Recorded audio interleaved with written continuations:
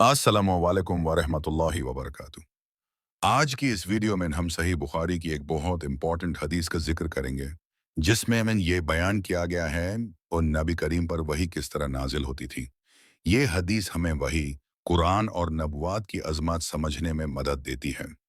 एक सहाबी Haris bin Hisham ने नबी करीम से सवाल किया, या रसूल अल्लाह, आप पर वही कैसे नाजिल होती है?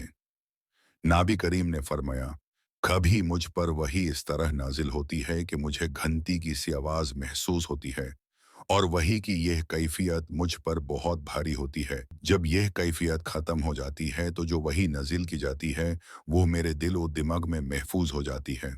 और आपने यह भी फरमाया, कभी ऐसा भी होता है कि फरिश्ता इंसान की शक्ल में मेरे पास आता है और मुझसे बात करता है, फिर मैंने उसका कहा हुआ याद रख लेता हूँ। हजरत आयशा बयान करती हैं, मैंने नबी करीम को सख्त कड़ाके की सर्दी में देखा कि आप पर वही नजिल हो रही थी, और जब वही का सिलसिला ख़त्म हुआ तो आपकी पेशानी पसीने से तर थी। ये इस बात की दलील है कि वही का नज़ूल नबी करीम के लिए जिस्मानी तौर पर कितना मुश्किल अमल था। इस हदीस से हमें यह बात समझ आती है कि वही कोई आम चीज़ नहीं थी। ये अल्लाह ताला की तरफ से एक अजीम और भारी जिम्मेदारी थी जो नबी करीम पर नाजिल होती थी।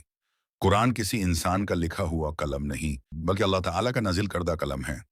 इसलिए कुरान की हर बात हक है, और इस पर ईमान लाना हर मुसलमान पर फर्ज है।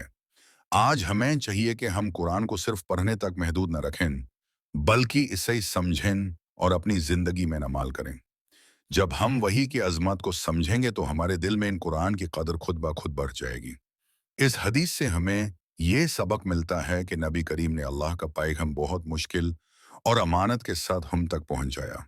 अल्लाह ताला हमें इन कुरान को समझने, इस पर अमल करने और इसकी रोशनी में अपनी जिंदगी गुजारने की तौफीक अता फरमाए। अगर आपको ये वीडियो फ़ायदा मंद लगे तो लाइक और शेयर ज़रूर करें, और मज़ीद इस्लामी वीडियोज़ के लिए चैनल को सब्सक्राइब करना ना भूलें।